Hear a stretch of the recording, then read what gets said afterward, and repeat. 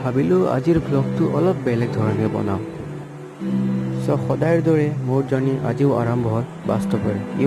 ট্ৰেভেলৰ একমাত্ৰ মাধ্যম বাছ। বাছত বহু সময় অপেক্ষা কৰাৰ পিছত, গৰমত ৰখি ৰখি ধৈৰ্য্যৰ সীমা হেৰুৱাৰ পিছত, তাৰপিছত মই এটা ডিচিজন ল'লোঁ যে আধা ঘণ্টা হ'ল এতিয়ালৈ এখনো বাছ নাই। কি কৰিম? ইলেকশ্যন টাইম, উপায় নাই এতিয়া।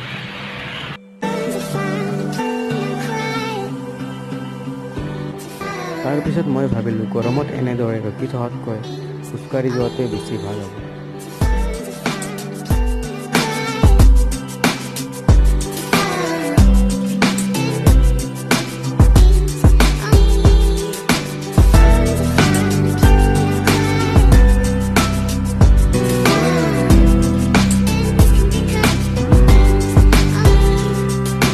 মই এতিয়া খোজকাঢ়ি গৈ আছোঁ। উপায় নাই, খোজকাঢ়ি যাব লগা হৈছে। এইফালে মানে আজি ইলেকশ্যন ডে, বাছৰ এইফালে বহুত কমি হৈছে। সেইকাৰণে খোজকাঢ়ি গৈ আছোঁ। আৰু এইফালে ৰ'দ পূৰা মাথাত পৰিছে, কি কৰোঁ।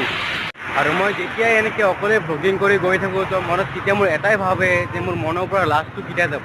আৰু যেতিয়া ঘৰত অকলে বহি ভাবি থাকোঁ যে ভগৱান এটাই প্ৰাৰ্থনা, হে ভগৱান মোৰ মনৰ পৰা লাজটো গুচাই দিয়া জল্দি। লাহে লাহে এইটো আপগ্ৰেড হৈ আছে, লাহে লাহে লাজ অলপ কমি আছে, অলপ কথা কোৱাৰ ষ্টাইল আপগ্ৰেড হৈ আছে। ভৱিষ্যতলৈ আৰু ভালদৰে হ'ব। Off for the best.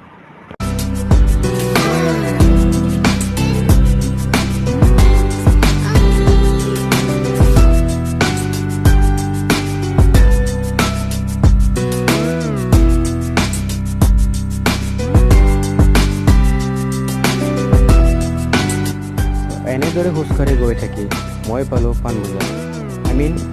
Panbazar Shukleshwar মন্দিৰ। মই আছোঁ এতিয়া শুক্লেশ্বৰ। মোৰ লগত আজি কোনো নাই। আৰু শুক্লেশ্বৰৰ চেঞ্জটো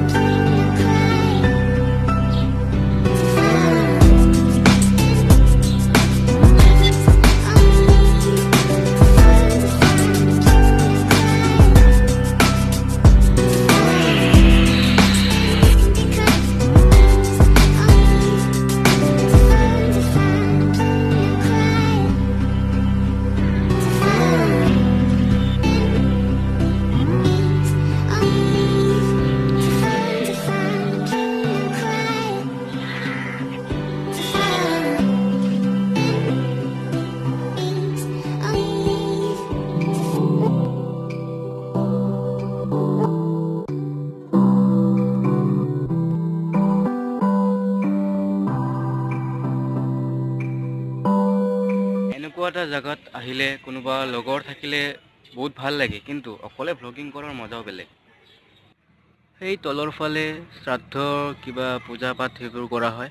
আৰু এই ওপৰৰ ফালে এইফালে বিবাহ ভৱন আছে, আৰু কাষৰ ফালেও আছে ওপৰৰ ফালে।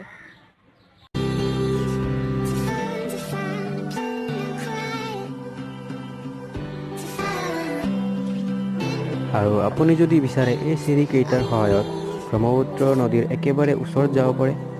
বাট যাওঁতে সাৱধানে যাব, চেঞ্জবোৰ দেখি দৌৰি নাযাব।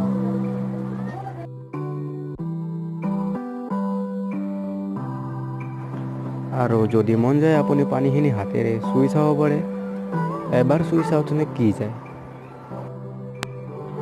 আপোনাৰ মৰ্জি, মন গ'লে কৰিব, নহ'লে ফিল কৰিব।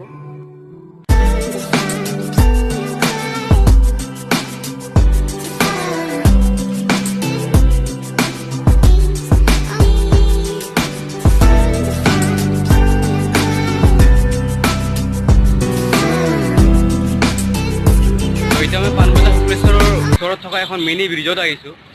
আপুনি পাণবজাৰ শুক্লেশ্বৰত আহিছে আৰু আহি কিনে যদি এইখন ব্ৰিজত এখন চেল্ফি উঠা নাই, তো আপুনি পাণবজাৰ আহিলে কিয়, এইটো কওক।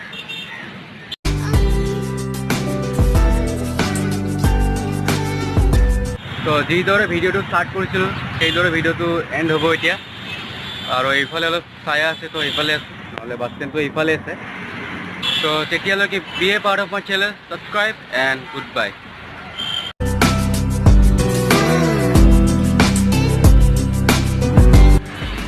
ৰ'দত খোজকাঢ়ি অৱস্থা বেয়া হৈ গৈছে মোৰ, এতিয়া ঘৰত যে শুম আৰু।